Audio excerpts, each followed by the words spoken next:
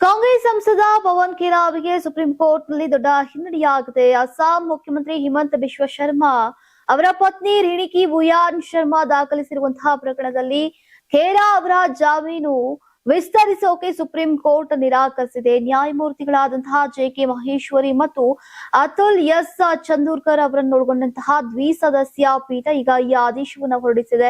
ಈ ವಿಷಯದಲ್ಲಿ ನಾವು ಜಾಮೀನು ವಿಸ್ತರಿಸೋಕೆ ಸಾಧ್ಯವಿಲ್ಲ. ಅರ್ಜಿದಾರರು ಈ ಕುರಿತು ಅಸ್ಸಾಂನ ಸಂಬಂಧಪಟ್ಟಂತಹ ನ್ಯಾಯಾಲಯವನ್ನೇ ಸಂಪರ್ಕಿಸಬೇಕು ಅಂತ ಪೀಠ ಸ್ಪಷ್ಟಪಡಿಸಿದೆ. ನೀವು ಸಣ್ಣ ಆಗ್ಬೇಕಲ್ವಾ? ಅದು ಒಂದು ಉತ್ತಮ ಆಹಾರದಿಂದ ಸಣ್ಣ ಆಗ್ಬೇಕಲ್ವಾ? ಪ್ರತಿದಿನ ನಮ್ಮ ಜೀನಿ ಸ್ಲಿಮ್ ನ ಯೂಸ್ ಮಾಡಿ ಯಾವುದೇ ಸೈಡ್ ಎಫೆಕ್ಟ್ ಇಲ್ದಂಗೆ ನೀವು ಸಣ್ಣ ಆಗ್ತೀರಾ.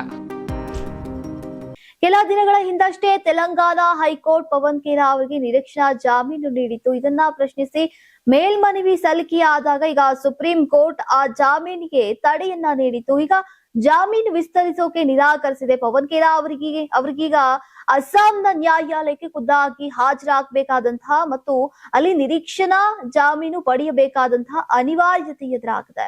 ಒಂದು ವೇಳೆ ಸಕಾಲದಲ್ಲಿ ನ್ಯಾಯಾಲಯ ಕಾರ್ಯನಿರ್ವಹಿಸದೇ ಇದ್ರೆ ರಿಜಿಸ್ಟರ್ಗೆ ವಿನಂತಿ ಸಲ್ಲಿಸೋ ಮೂಲಕ ಈಗ ಕಾನೂನು ಪ್ರಕ್ರಿಯೆ ಮುಂದುವರಿಸೋಕೆ ಸ್ವಾತಂತ್ರ್ಯ ಇದೆ ಅಂತ ಪೀಠ ಹೇಳ್ಕೊಂಡಿದೆ. ಅಸ್ಸಾಂ ಸಿಎಂ ಹಿಮಂತ ಬಿಶ್ವ ಶರ್ಮಾ ಅವರ ಪತ್ನಿ ರಿಣಿಕಿ ಬುಯಾನ್ ಶರ್ಮಾ ಅವರು ಪವನ್ ಖೇರಾ ವಿರುದ್ಧ ಮಾನಹಾನಿ ಅಥವಾ ಆಕ್ಷೇಪಾರ್ಹ ಹೇಳಿಕೆಗಳ ಕುರಿತು ಪ್ರಕರಣ ದಾಖಲಿಸಿದ್ರು. ಈಗ ಈ ಪ್ರಕರಣ ರಾಜಕೀಯ ಮತ್ತು ಕಾನೂನು ವಲಯದಲ್ಲಿ ತೀವ್ರ ಕುತೂಹಲವನ್ನ ಮೂಡಿಸಿದೆ. ಒಟ್ಟಾರೆಯಾಗಿ ಸುಪ್ರೀಂ ಕೋರ್ಟ್ ನ ಈ ಆದೇಶದಿಂದಾಗಿ ಪವನ್ ಖೇರಾ ಅವರಿಗೆ ಇದ್ದಂತಹ ತಾತ್ಕಾಲಿಕ ರಿಲೀಫ್ ಅಂತ್ಯಗೊಂಡಿದೆ. ಈಗ ಅವರು ಅಸ್ಸಾಂನ ನ್ಯಾಯಾಂಗ ವ್ಯವಸ್ಥೆಯ ಮುಂದೆ ಹಾಜರಾಗಿ ತಮ್ಮ ವಾದವನ್ನ ಮಂಡಿಸಬೇಕಿದೆ.